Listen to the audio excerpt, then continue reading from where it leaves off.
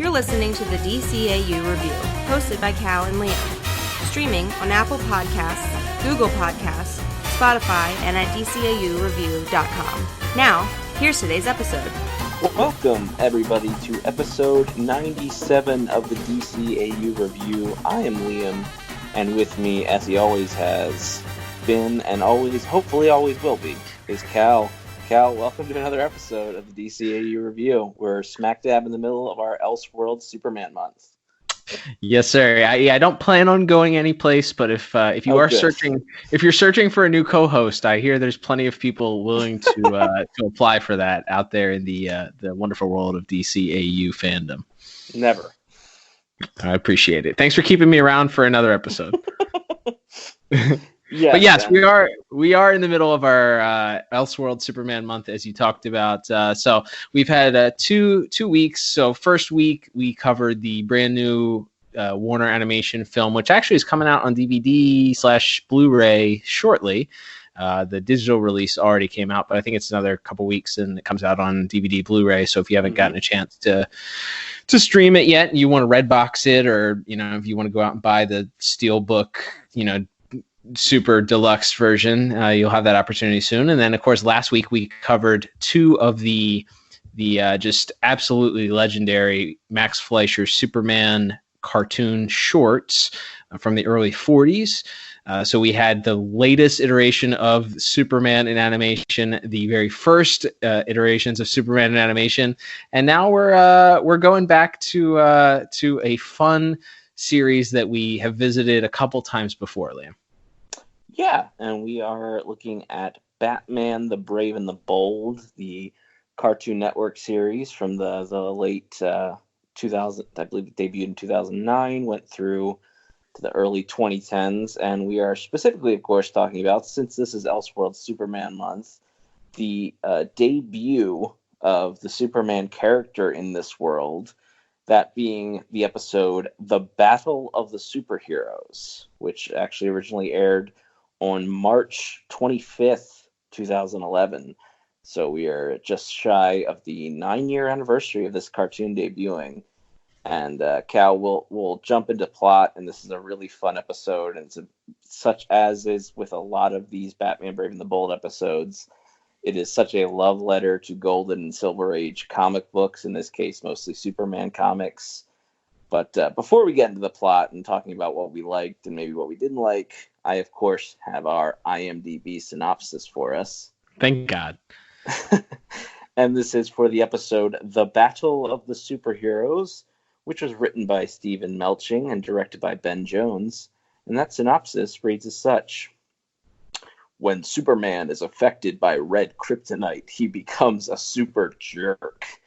Batman must stop him from destroying his reputation, and more. Yeah, that's pretty to the point. Great job for the person that wrote that for IMDb. Super jerk is the key word there. So yeah, as we jump into plot here, Cal, obviously, like we said, this is the first appearance of Superman in this Brave and the Bold world, which is a much lighter take on the Batman mythos. And as if you're not as familiar with the show, every episode he would team up with a different famous DC character. And for the first couple seasons, they really avoided a lot of the heavy hitters, as far as the Supermans and Wonder Womans, and even we had minimal appearances from maybe some of the lesser known Green Lanterns. But here we get the first team up in this world of the Man of Steel. It's the world's finest. Of course, you had to know one day we'd get to see Batman and Superman team up in this world. And as I sort of mentioned in the intro there, what proceeds in this episode, beyond Superman getting affected with red kryptonite and becoming a super jerk, is just a 22-minute love letter to Silver Age Superman comics and the wacky, silly, and awesome nature of them. Oh boy, yeah, that's to say the least. Before we actually talk about that, though, I think we mentioned it. We definitely mentioned it on the prior think we've done 2 other Batman Brave and the Bold episodes. Correct, yes.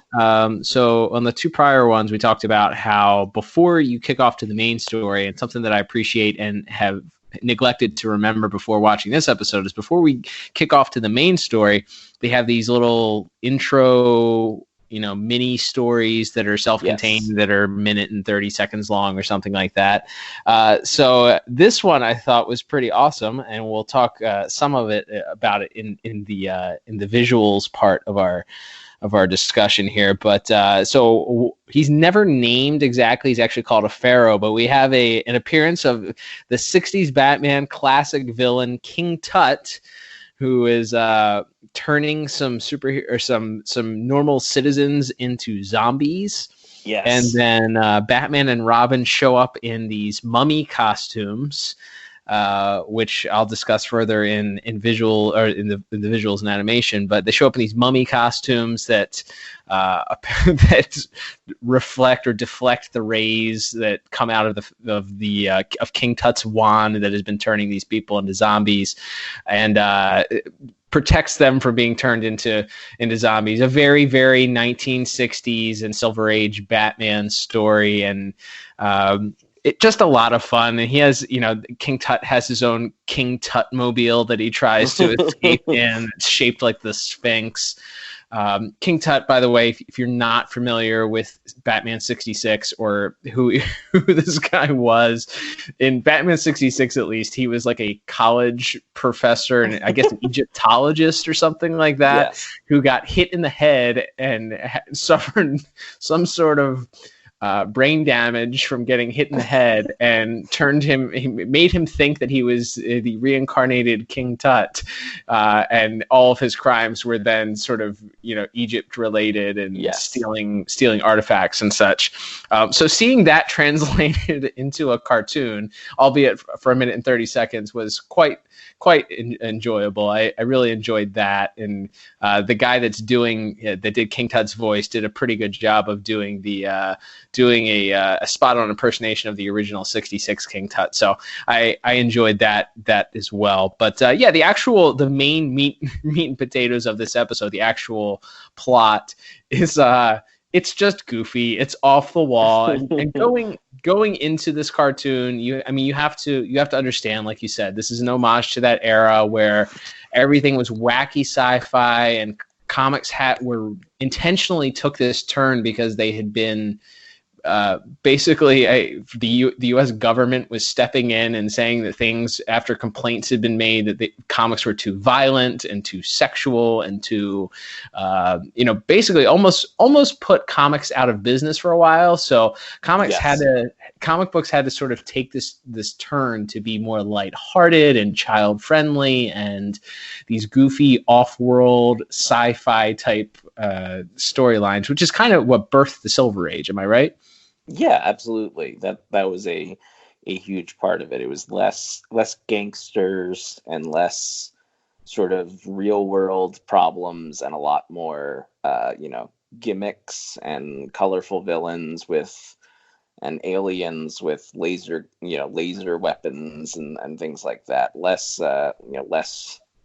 gangsters with guns in as far as villains and things like that go. So yeah, that was definitely part of it. Was definitely a mission statement to make clear these are for children. They're fine. They're harmless, and you don't need to regulate us any further. Right. So from that birthed this sort of goofy. And like you said, this is straight up. If you've ever read, or if you haven't read, this is a great introduction into those Silver Age Superman comics. Which, correct me if I'm wrong, but are probably available in the DC streaming app, Liam. Yes, maybe not all of them, because I think some of they have to be like physically scan in each issue, and I think they're slowly but surely adding in a lot of those classic era Superman and Batman comics, which what a great deal it is at the DC Universe app, which, once again, of course, folks, we are not paid to promote, but we'd sure like to be. So, consider this proof of concept, if anyone from the DC Universe is listening. Yes. But yeah, specifically, I did a little bit of research. I found some of the direct comics that were referenced in this issue. And I won't go through all of them, but as you mentioned, we had our little cold open with Batman and Robin in the mummy costumes. That's actually referencing Detective Comics number 320. Yep. Batman and Robin, the Mummy Crime Fighters, the name of the issue. Did you read this? I actually also did some research on that comic. Mm-hmm. Do you know the reason why they were wearing the mummy costumes in the comic? I do not. Because something happened and it turned their skin green. Batman and Robin had green skin for the issue, and so as not to frighten the citizens as they were fighting crime, they wore mummy costumes. Well, it was either that or give Robin clothes that covered his arms and legs, and that wasn't an option, clearly. So, yeah, some of the other great ones that are referenced, we have later on, once Superman is infected with the red kryptonite and he declares himself ruler of Metropolis, he puts on a giant crown with an S on it, which is from Action Comics number 302. Some of the other ones referenced are a few different issues of the Superman's pal, Jimmy Olsen, number 30, which is Superman destroying the bathrobe that Jimmy gifted him. Superman's pal, Jimmy Olsen, number 53, which is where Jimmy turns into a giant turtle man, and Superman has to exile him from the Earth. And then actually right at the start of the episode, as the main portion goes, as Jimmy is pretending to be sick and dying in his bed to try to trick Superman into revealing his secret identity, is actually from Superman's pal Jimmy Olsen, number 131. And in addition to that, there's a couple other ones. Superman's girlfriend, Lois Lane, number 23. She imagines herself being married to Superman and sees two little super kids playing catch with a giant boulder.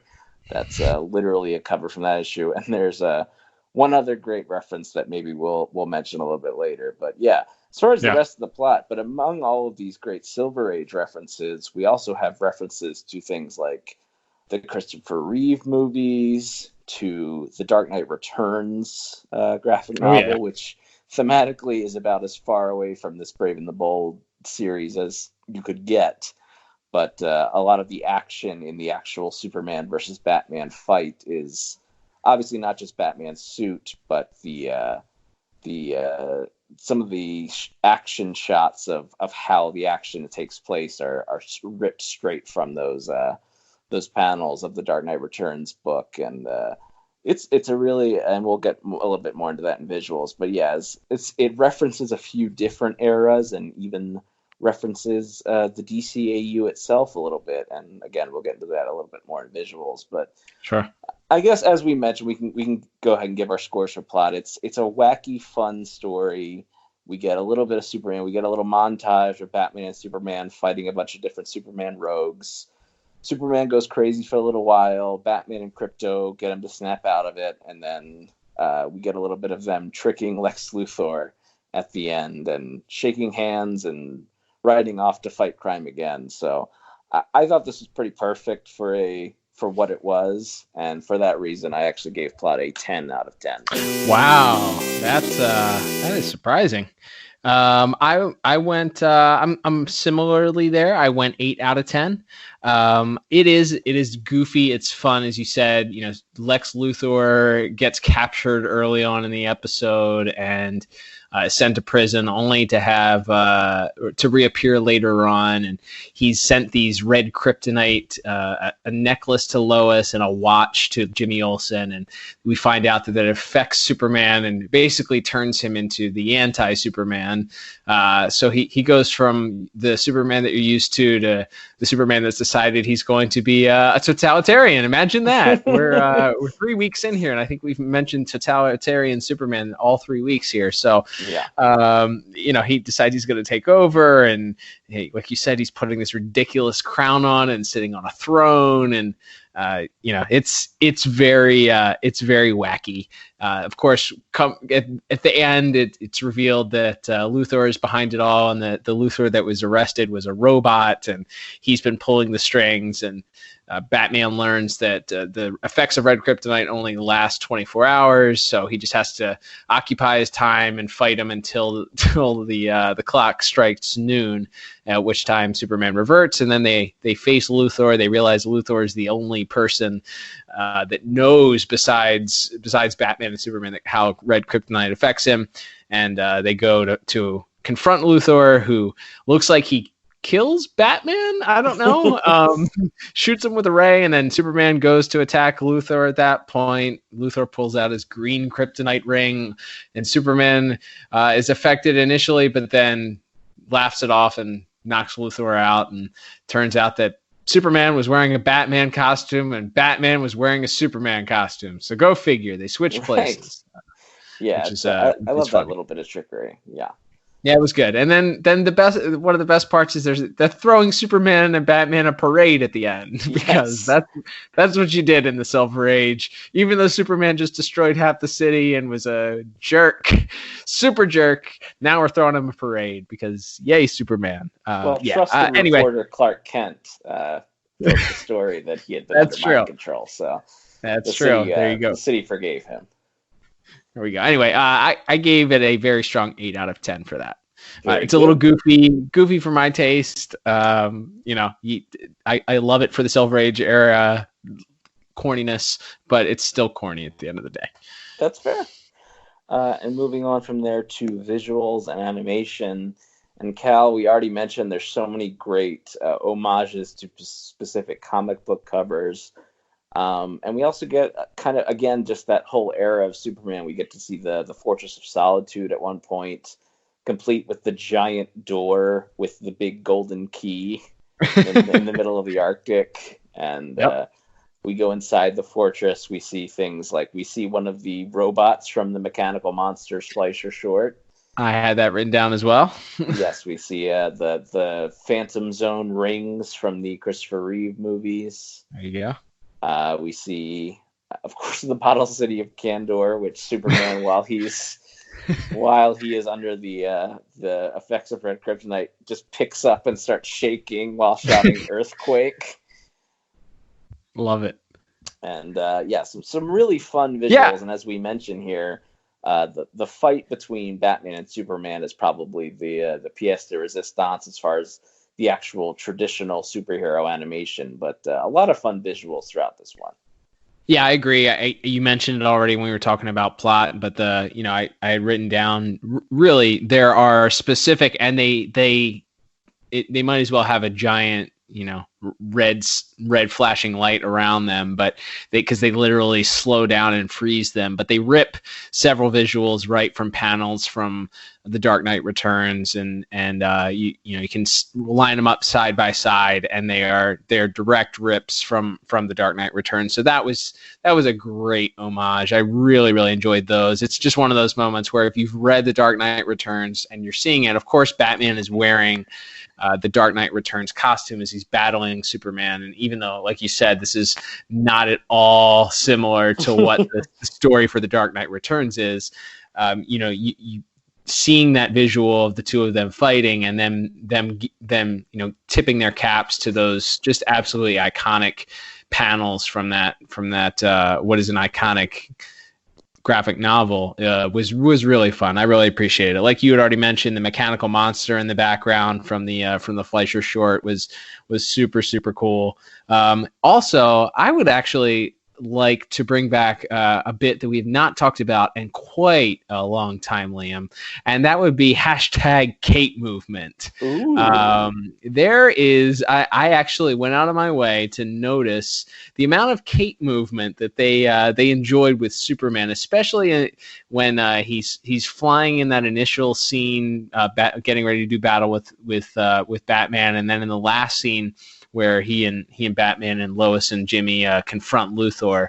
There's just some tremendous Kate movement going on there. That with the whole aesthetics of the Silver Age and just the art style is super fun. It's reminiscent of a Bruce Timm style with the square jaws and the barrel chests, but it's not just ripped directly. It feels familiar, but it's its own thing.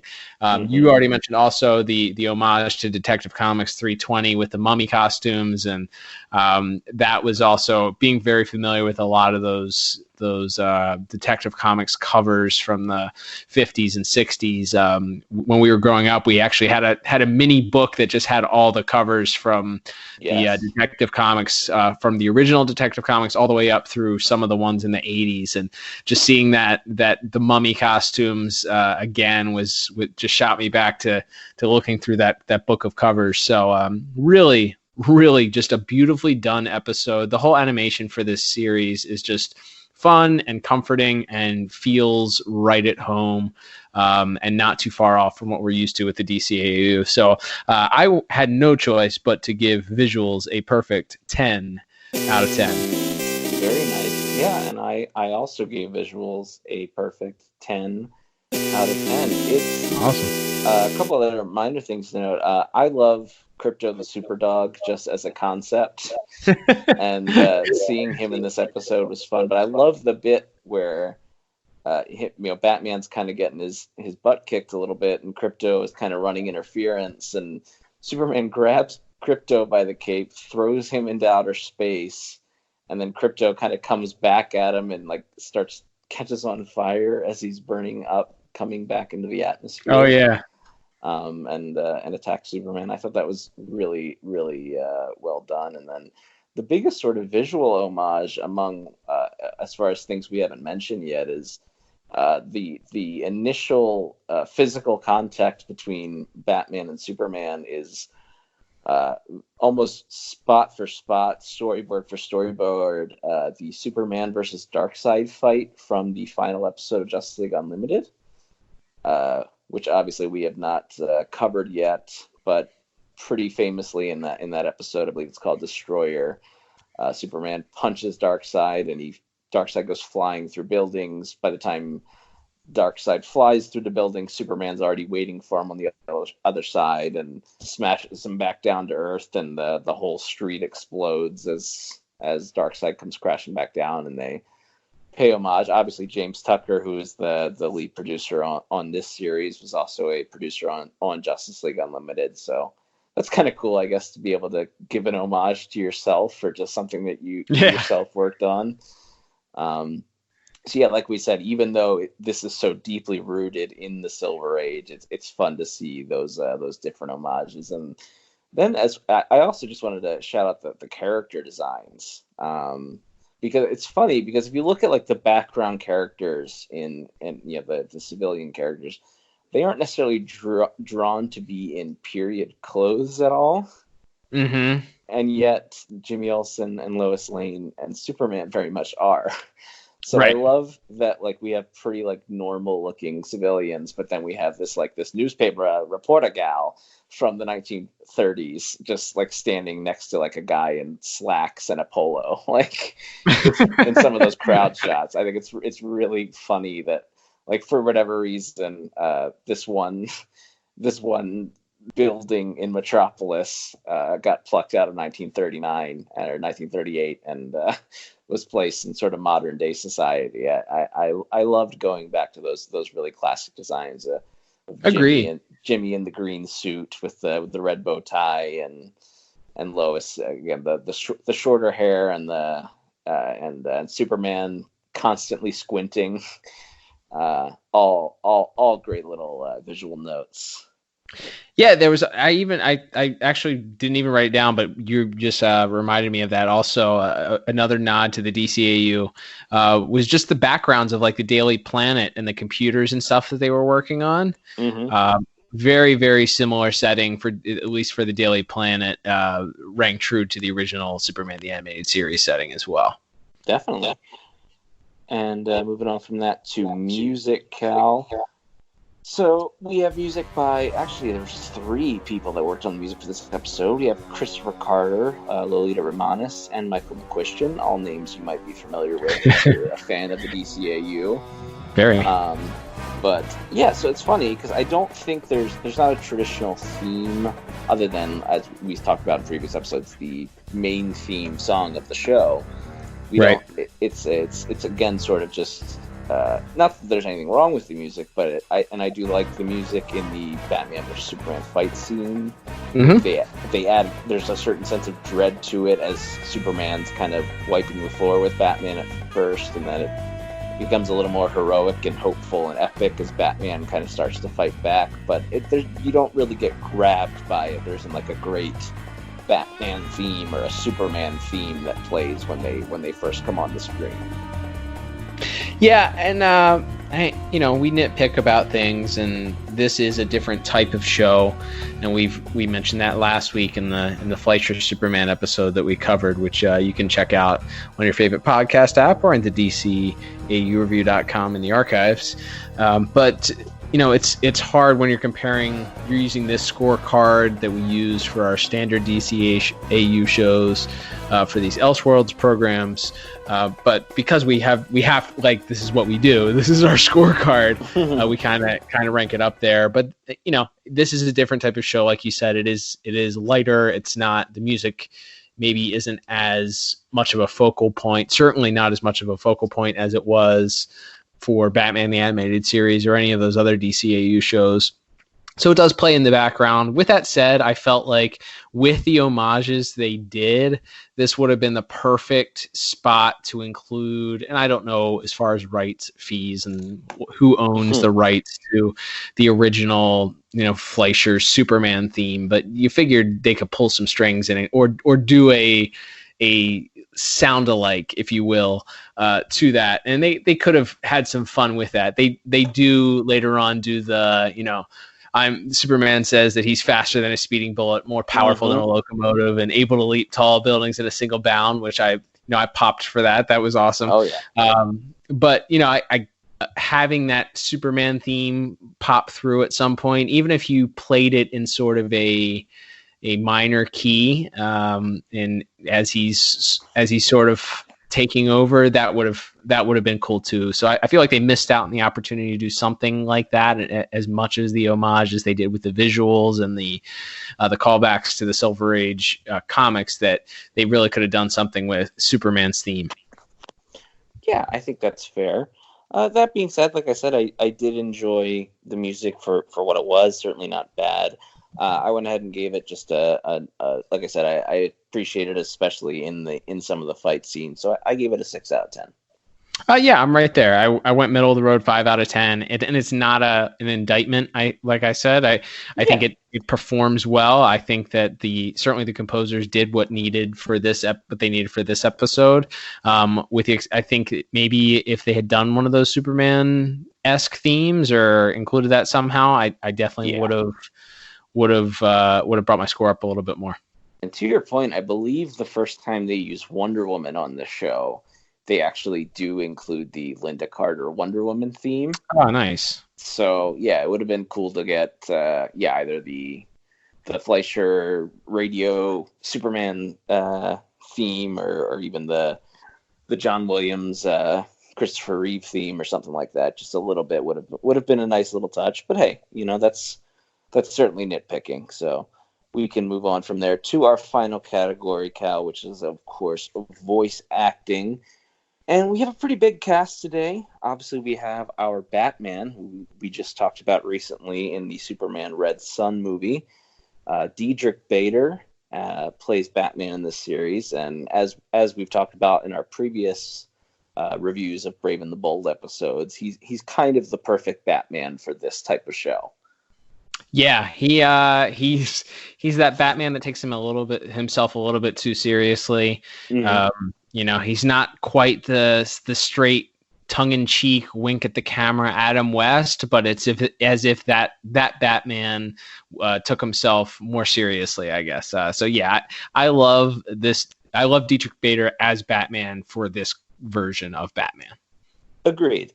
And some of the other cast members we have Richard Rose as Superman, who it's funny, some of the voice acting talent, they aren't necessarily the big guest stars. We certainly have some familiar names that we'll get to in some supporting roles. But as far as Richard Rose as Superman, he's done a lot of voice acting over the years, a lot of video games, a lot of sort of minor roles in various cartoons. But here he is getting a pretty big deal, as we mentioned, the debut of Superman in this cartoon, and he's not necessarily one of the big names in voice acting, but again, for this type of Superman, I think he does a pretty great job.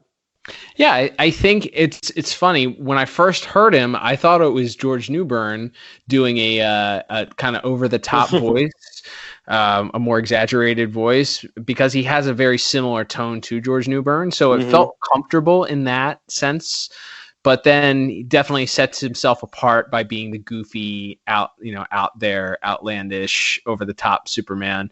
There are some absolutely hilarious lines that he delivers as Superman, especially when he flips the script and all of a sudden is it's just super jerk. There's a lot of great lines that he delivers, and I think he does a really, really, really good job. It was really fun hearing somebody different do Superman's voice and have to do this sort of just, I don't know, out there version of Superman that is, it's not quite a caricature, but it's kind of like a caricature of Superman. Yeah, definitely. Other voice actors we have on tap here, we have Sienna Erwin as Lois Lane. Not to sound like a broken record, but great for a 1940s newspaper reporter. Very fast talking, very over the top, but a good Lois Lane. Definitely. And we have Alexander Polinsky as Jimmy Olsen, who I certainly knew him best as, although he's been an actor for years and years. But I know him best as the control freak on the Teen Titans cartoon.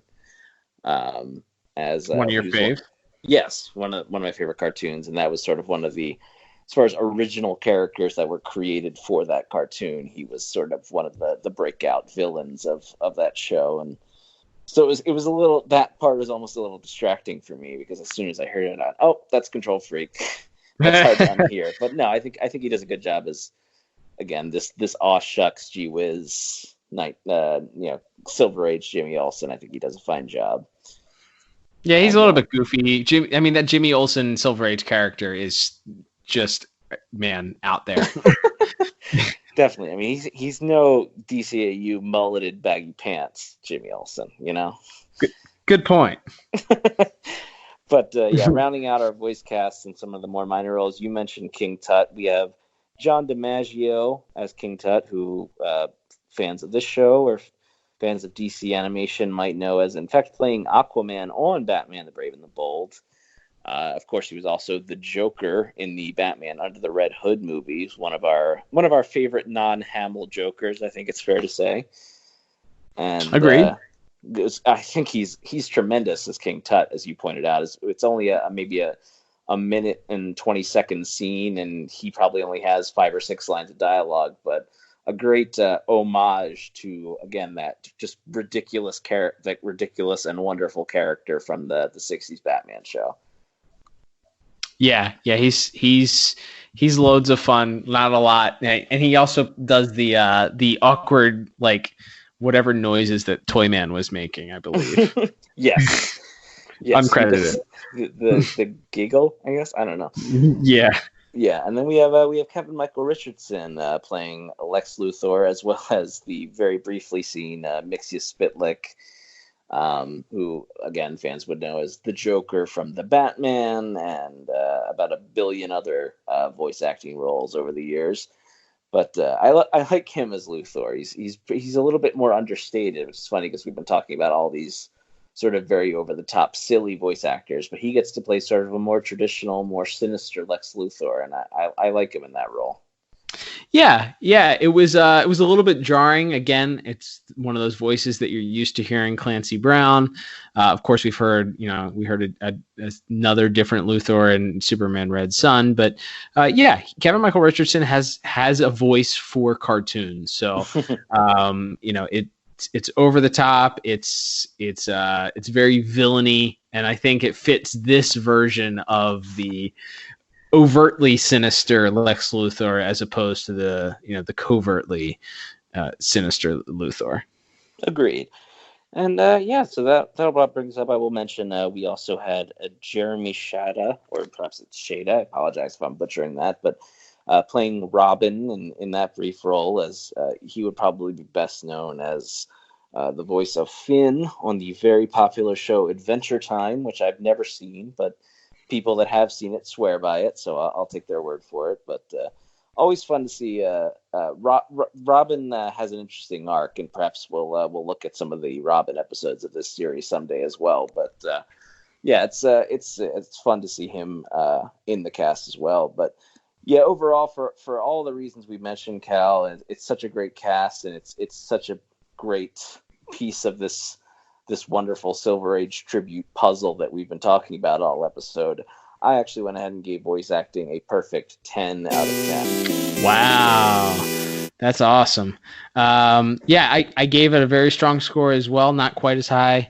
I went 8 out of 10. Jimmy Olsen annoyed me. Sorry, that's not the voice actor's fault. That's the character itself. But I took the points away because of the character of Jimmy Olsen. So that's fair. Maybe I should have debited that from the plot. I don't know, but they both get the same score of 8. So 8 out of 10 for voice acting for me. All right, Cal. Well, I guess that will bring us to our final score. Oh, wait a second. Oh, double. Two of them. So I guess that means we both have a bonus point this week? That would lead me to believe that is correct. Well, and it's funny enough, we talk very often on this show. If you listen to any of our episodes, you'll notice that a lot of times we have similar, though very rarely identical scores. Correct. And we always like to point out that we do not discuss what scores either of us are giving before the episode starts. We learn each other's scores as we're recording our episodes here. Correct. But we do generally discuss bonus points before the show, just for production reasons. Sure. And it just so happens that for the first time ever, Cal, we're each giving a bonus point to our score for the same moment. Yes, and this moment, I watched this episode last night, and I was watching it by myself with two of my dogs, and I LOL'd so hard at this line for multiple reasons. The delivery, the over-the-top voice of Superman, the entire situation as a whole, and just it's so if I had thought about it, maybe I would have given this 8 points to make this the perfect episode. That's how great this particular line is. So I'll let you explain it, and then we'll play the line for the listeners. Yes. So as mentioned, there were so many different homages to classic comics, and this particular moment that we're talking about was an homage to Superman's girlfriend Lois Lane, number 26, where Lois Lane shows up after Superman's been infected with the red kryptonite in our episode. She shows up to have a picnic on the beach with Superman, where she finds Superman and Lana Lang sitting together, having a picnic. At which point, Superman tells her, full of anger and red kryptonite, tells her that Lois deserves this for all of those love schemes that she put into play, where she kept trying to trick Superman into marrying her. And I'm not doing it justice, but like we said, we're gonna play the clip in a second here. He's not the same person. We were supposed to have a picnic, but he was with another girl. It serves you right, Lois. After all the love schemes you pulled to get me to marry you. I have no idea what he was talking about. My goodness, it's so funny, and again, you have that homage to the comic book cover, but it's just, and again, that's if you're familiar with that era of comics, it is so picture perfect of how ridiculous. Lois trying to trick Superman into loving her or marrying her repeatedly was such a common thread and story point in that era of comics, and perhaps almost equally as good as Superman's line is when they cut back to Lois moments later, and as she's recounting the story to Batman, and she goes, "I have no idea what he's talking about." It's so good. It's so freaking funny. Yeah, so Superman, he lied to Lois to get her to come to the beach so she'd see him with another woman in order to get back at her for all of the love schemes. Well, and almost as funny, you mentioned it also, but the scene where Jimmy Olsen is tearing down all his Superman paraphernalia out of his clubhouse, and he's talking to Batman, and he flashes back to how Superman's a super jerk now, and they show this clip of him giving Superman this robe has Superman's S monogrammed on it, and Superman just uses his heat vision to burn a hole right through it. Yes, it's so incredible. That whole montage of Superman being a jerk, blowing clouds over to top the sun to ruin everyone's nice sunny day.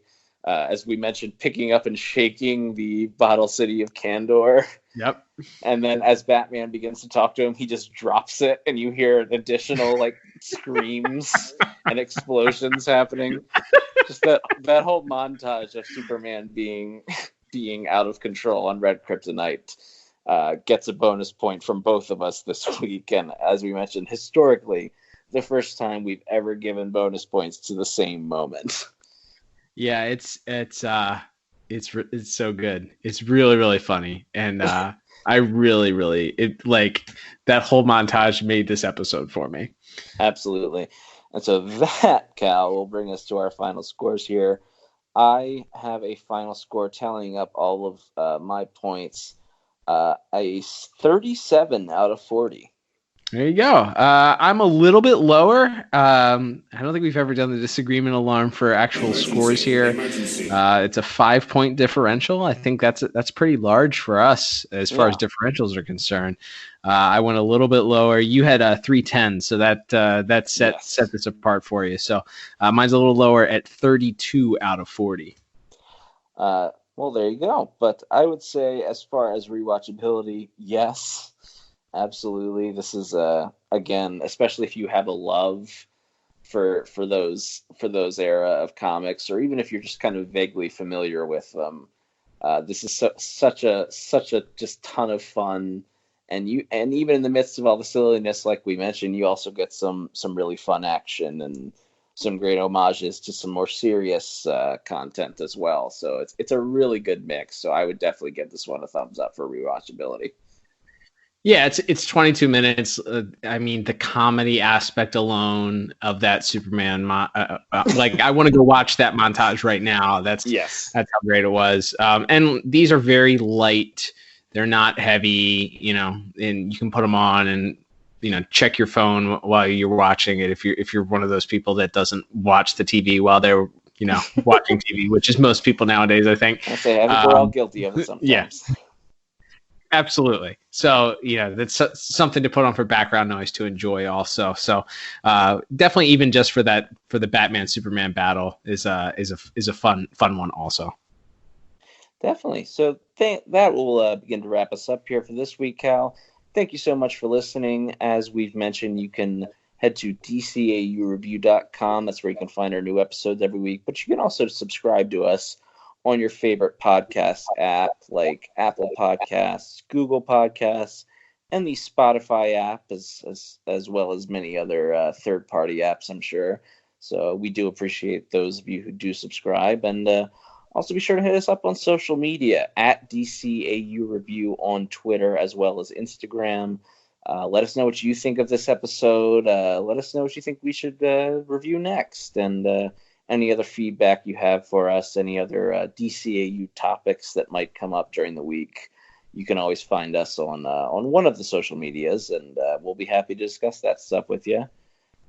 Absolutely. Yeah, always love interacting with people, and lots of exciting things still happening. We are eagerly anticipating some of the new Batman stuff, the Adventures Continue stuff, a lot of great news and stuff seemingly coming out on a weekly basis for that. But we've talked about it several times in the last couple weeks. It's a great time to be a fan of the DCAU. So join the conversation, follow us on social media, And hey, we have a couple contests that we're working on too, so you might even win something just for chatting with us. So keep an eye on our social media. Sounds like a good deal. And before we leave, I will let our listeners know, Cal, what we'll be reviewing next week, which will be the Legion of Superheroes cartoon, the pilot episode of that show, which is called Man of Tomorrow. So we've got yet another Elseworlds Superman, and also happens to be a show that has James Tucker as the lead producer. So we might have some similar things to talk about next week, or perhaps that show will stand out completely on its own. Either way, looking forward to looking at that show for probably the first time since it aired. I don't think I've ever seen anything from that. So it's going to be a brand new show for me. So we'll be interested to see my first introduction to the Legion of Superheroes cartoon, what my thoughts are. All right. Well, that sounds good. We can't wait to see that next week. And pretty soon we'll be discussing what we'll be reviewing in the month of April, including our very exciting 100th episode, which is just around the corner. But we'll get to that down the line. And until next week, I'm Liam. And I'm Cal. And we'll be back soon with another episode of the DCAU Review. Bye-bye.